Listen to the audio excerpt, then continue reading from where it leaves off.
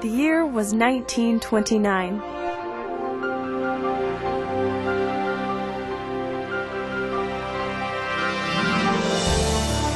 The inspiration belonged to Mother Dominica Weinecke, Superior General of the Sisters of St. Francis of Dubuque. She wanted to start a college for women in Dubuque. With 2 Catholic colleges already in the area, Archbishop James J. Keene of the Diocese of Dubuque suggested Western Iowa. He contacted Bishop Edmund Heelan of the Diocese of Sioux City, who quickly became an advocate. The Diocese of Sioux City volunteered to donate the land. With the help of Sioux City business leaders, $25,000 was raised to assist with startup costs. A college had been born. There were not many opportunities for women back in 1929 and 1930 to pursue higher education, but I think providing education for folks who might otherwise not have an opportunity is always a very special part of Briar Cliff's mission. Quickly, a number of challenges were apparent, including the onset of the Great Depression. Bishop Heelan provided the encouragement, once telling Mother Dominica, "The need is out there. You must walk in faith."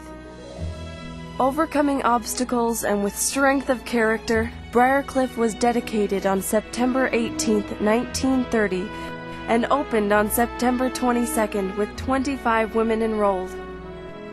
In 1937, Briar Cliff took the next step in its growth by becoming a 4-year college.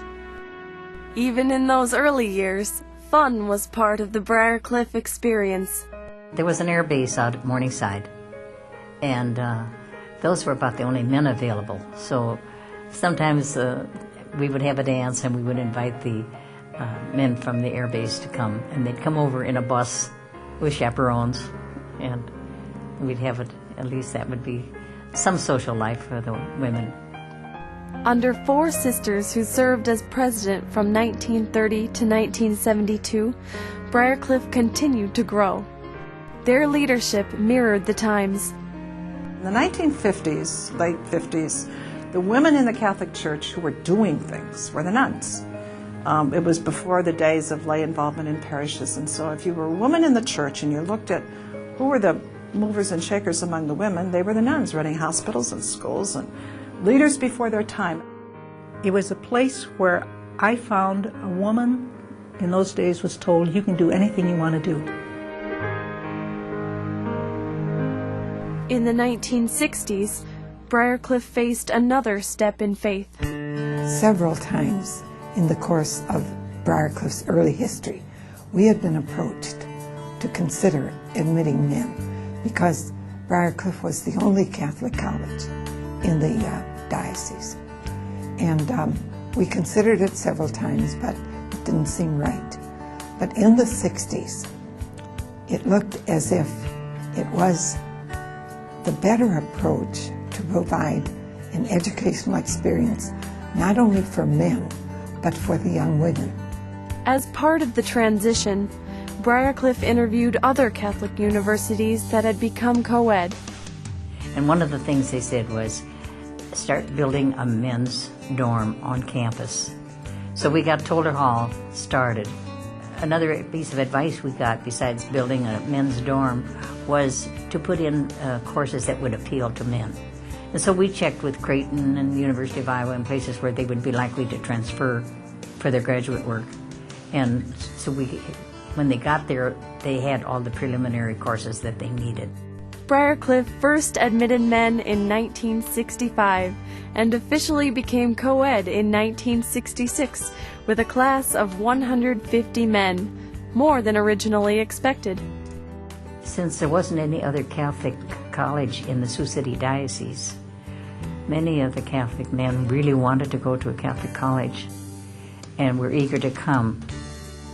Probably it was the most exciting time of my life, teaching those last years of the 60s, which were terrific years anyway to be on a college campus. And we had these men, and then we had Vietnam, and then we had race riots in the cities, and I was teaching social problems, and it was just academically a very exciting time, and I think kind of a really energizing time at Briar Cliff.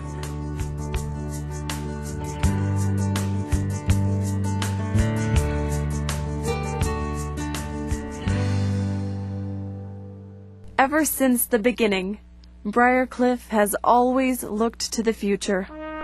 We were evolving and growing. There was planning done in relationship to everything we did, whether it was moving into a 3-term system or going co-ed or even adopting football. I think we all saw it as moving forward. It seemed very normal.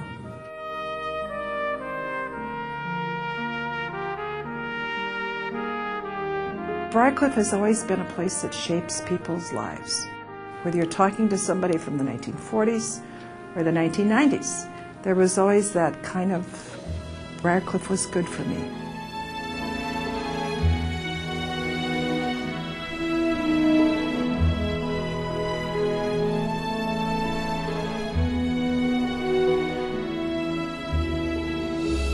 I think there's an eagerness in a young person to move on, to prepare for whatever life is going to ask of them. And that's what Briar Cliff is all about.